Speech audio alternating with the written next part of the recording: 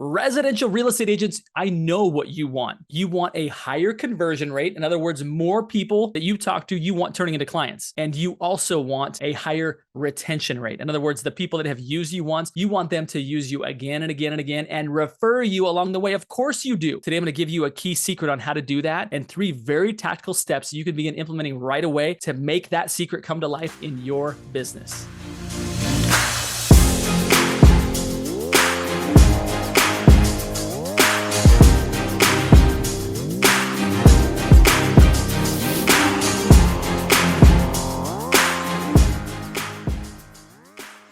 Welcome back to Think Bigger Real Estate. I am your host, Justin Stoddart. Guys, I'm thrilled to be back with you again today.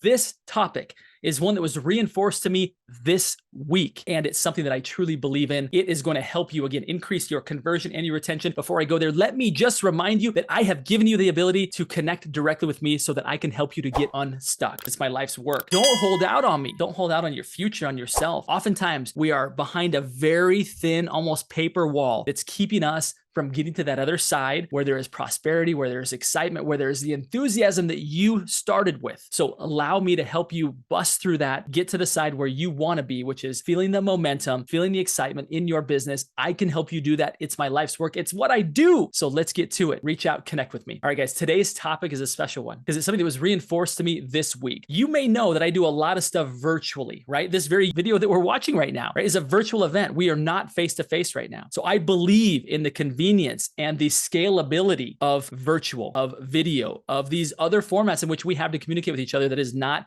in person. However, when the timing is right, you need to get face-to-face with people. Let me share with you a story. I was invited this week to speak at not one, but 2 events in one day. As I arrived at my first event, I had a chance to shake hands with people in the room prior to, learn their names. Some of the people I already knew, others I didn't. It was so fun to just be connected to humans, feeling the warmth of their handshake, seeing the light in their eyes. It was just right there in front of me. I then began my presentation. You guys, it was different.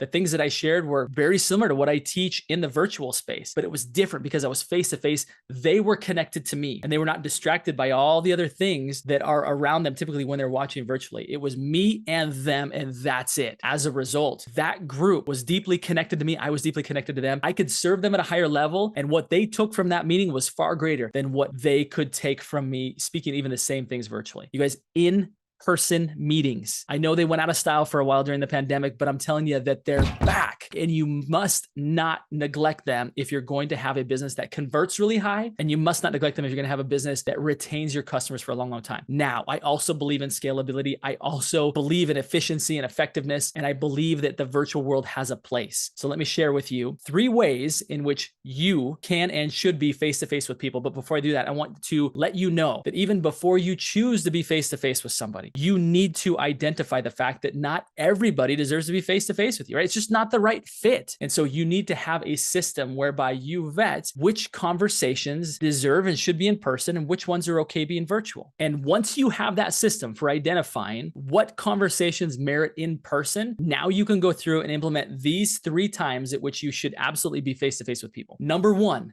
is a one-on-one, call it a coffee meeting. I think lunches sometimes take up a lot of time and they're not as necessary. But I do believe in the power of you and one other person across the table from each other having a conversation about business, about specifically what do they want to accomplish? Where are they headed? And where are they at now? And what's the plan to help them get there? Now, this could be buyer and seller consultations. This could be upstream partner conversations where you're building out your professional network of partners who can refer you all the time. When this is the right person to be across the table from, there is no match for that. Your conversion rates will go up because trust is transferred. Likability is transferred. Knowledge is transferred so much more cleaner, so much more clearly when you're face-to-face with people. It will work. It will serve you well if you selectively choose and do not neglect the in-person one-on-one meetings. That's the first one. The second one is this: client events. Client events are magical because they do a couple of things. They give you the ability in a short period of time to interact with a lot of your clients and referral partners at the same time. When it comes to client events, I want you to think outside the box. Oftentimes, we don't think about doing client events because we think it's going to take some Herculean effort and some massive expense, and it just doesn't have to be that way. Here's what I mean. There are events already going on in your community. There are events that other people are organizing. Other people are putting massive expense and effort in to make happen. All you need to do, at least at first, is to identify which of those activities in your community resonate with you and your value. And you may very well just set up a tent at a parade, for example. You might set up a tent at a fireworks show. You might not put on the fireworks show, but you might be able to go and say, hey, we are going to be supporting this community event. Come see us. We're going to have some snacks and beverages for you, right? That's one way to level it up. Come see us. That way, even if nobody shows up, which isn't going to happen, this event will still be a success for you because you're there amidst the community. So again, don't overthink client events and feel like you have to write the big check or commit months to organize and promote and do all these things. Maybe at some point you'll do that. Maybe your business at some point will be advanced enough to do that. Maybe your business right now is, and it's a great return for you. Awesome. Great. I love it. But in the meantime, do not delay in doing client events. Piggyback off other events that are already happening and just accentuate them. Make them a little bit better. What will happen when you do that is you'll be able to see a lot of your clients and referral partners at one time. They'll be coming, they'll be seen, you'll be shaking hands, making that connection, asking them how they're doing, genuinely being concerned in them. There's no replacement for that. It's an absolute beautiful thing when you can make that happen. Additionally, when you do it that way, what you're going to find is that you're going to meet some people that you wouldn't have met before. If you were just hosting your own event, you control the invite list. But when you piggyback on a community event, what ends up happening is you meet other people. Here's a trick that if you're having an event like that, of course, you're inviting your clients to come and see. It's very smart for you to not just have a booth and hope people remember you because they won't. Have some reason for people to give you their contact info, something that's very valuable. It could be a raffle. Spend a little bit of money on a raffle price. Do something that makes people want to engage with you, for you to be able to add them to your email list, for you to be able to add them into your ecosystem so then they can't forget about you because you're staying in contact with them. The other amazing thing that happens when you promote for an event is exactly that. Whether it be one that you orchestrate and host all by yourself, or whether one that you piggyback on something else, is that you have the ability to reach out to your database with purpose. So many people don't contact their database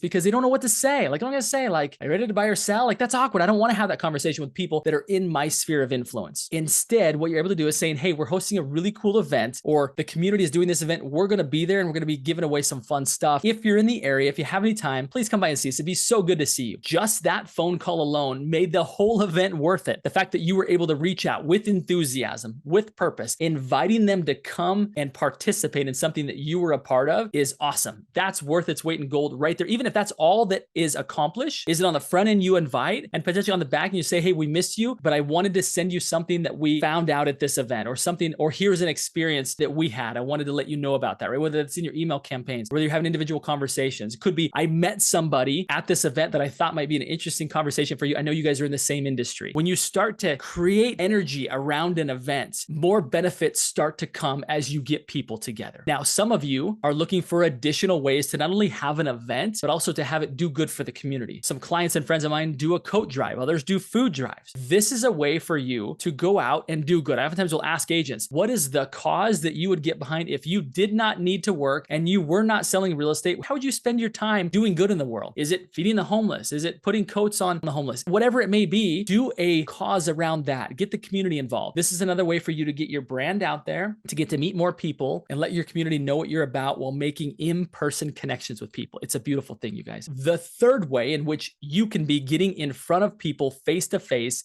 is by having instructional courses for people, having times in which you're teaching people how to invest, maybe how to have Airbnb properties, first-time home buyers. Think of the things that your particular community wants to have, wants to learn. And I would encourage you to think about who are the key upstream partners, the key referral partners who would also benefit from that. Invite them to invite their database. Collectively, you do an event that serves that purpose. Oftentimes, because we as a society are now very accustomed to learning online, going somewhere to simply take a class when we might be able to do a YouTube search and find it is maybe not quite as enjoyable. It might not be what you would want it to be, unless you use this key secret, which is you need to solve more than just the concern that they have a knowledge gap. What I mean by that is they probably have an entertainment gap. They probably have a date night with their significant other gap. In other words, if you're going to do something instructional, also take care of another concern. Do something else at the same time that allows them to justify it to their other half. Hey, hey, we should go do this. We'll call it our date night. In other words, you could have, like, if you serve wine, have that. If you wanted to do like a paint night, like, hey, come and paint, and then we're going to have a little bit of instruction on how you can do this. Like, combine some things together to where it's kind of like a mini client event that's fun and enjoyable and also instructional. The core of it will be instruction, but if you can also help them in their mind to kind of write it off as, oh, this is date night, now all of a sudden it's going to serve two purposes for them, and they'll have an easier time justifying giving the time and committing the time to come and see what you are sharing. These are 3 ways in which you can get face-to-face with people. Maybe you have other ideas. If you do, put them in the comments. I'd love to hear what you're doing to get face-to-face with people. Your conversion will go up and your retention will also go up if you can regularly get face-to-face with people. And again, not everybody deserves it. Not every meeting requires or should be face-to-face. But when the timing is right, when the situation is right, do not discount the fact of the increased ROI that you're going to get from that relationship if you can get face-to-face with them. Guys, if this has been valuable, let me know in the comments, and please do connect with me. Again, I have people reaching out to me all the time, you guys, and I absolutely love it. That's why I continue to put my contact info here, because it's absolutely my life's work. I can't wait to help you get unstuck. I can't wait to connect with you. And in the meantime, go think bigger.